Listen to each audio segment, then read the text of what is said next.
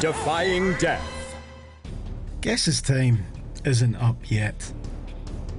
A construction worker is lucky to be alive after a giant crane collapsed and narrowly missed him at a construction site of a future police headquarters in St. Pete's, Florida. The dramatic event occurred last Thursday morning around 8:30 AM when the crane's load came crashing down, followed by the crane's arm. Surveillance footage shows workers scrambling from the crane, which landed just a few feet from one worker.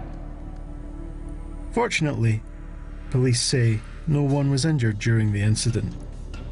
The Tampa Bay Times reports that the Occupational Safety and Health Administration has opened an investigation into the incident.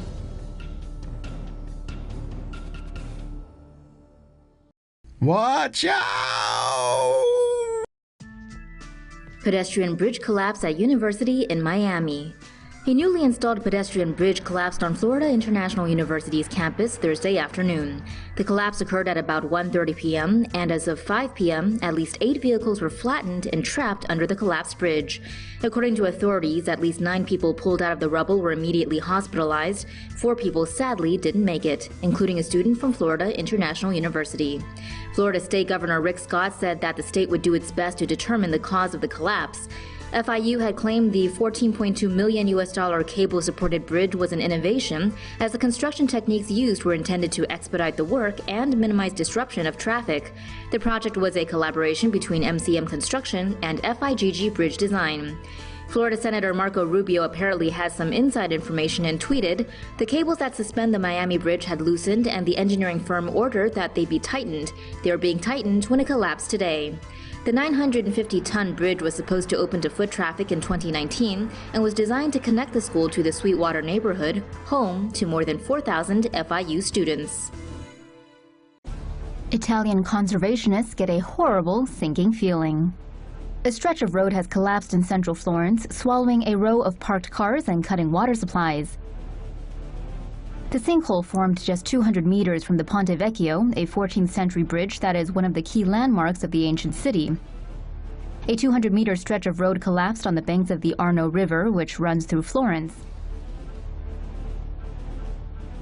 The chasm formed in the early hours of Wednesday and submerged some 20 parked cars in water. At around 1 a.m., a crack occurred in a cast iron water pipe running underneath a road by the riverbank. Cracks then formed in the road above before the leak was temporarily fixed.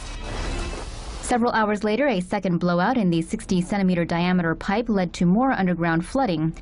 The road then collapsed, with the sinkhole reaching up to 7 meters deep in some places.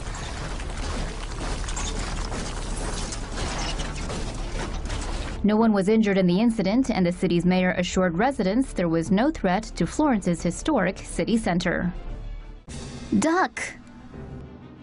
Passengers were caught on video screaming in panic on Sunday after a series of strong winds ripped off part of the roof of an eastern China airport. According to China's Huashang Daily, Changfei Airport in Nanchang, Jiangxi province was experiencing high winds and heavy torrential rain Sunday afternoon. The wind speeds were reportedly up to 67 miles per hour, equivalent to a violent storm 1 category below a hurricane. At about 3:30 p.m., like a domino effect, the canopy of Terminal 2 collapsed in successive waves. Vehicles at the scene drove off while a few were hit by the debris. Fortunately, no one was hurt from the incident, while flights were suspended briefly during the windy period before returning to normal operations on Monday. New technology can't keep trucks from crashing into this bridge. A bridge in the southeastern U.S. has been called the can opener for tearing through 2 tall trucks unfortunate enough to pass under it. Authorities hope new technology would prevent any more accidents, but the can opener seems hungry for metal. Numerous trucks have crashed on the 11-foot-8 bridge in Durham, North Carolina, due to the vehicles exceeding the bridge's vertical limit. The bridge can't be raised due to the railroad running overhead, and the street can't be lowered because of a sewer line directly below. In an attempt to reduce accidents, authorities installed lasers to detect when a passing vehicle is too tall. After a signal is sent out, a warning sign on the bridge flashes and lights immediately turn red. They remain red for 50 seconds. Assuming the drivers notice the warnings, they can then turn to avoid a bridge collision.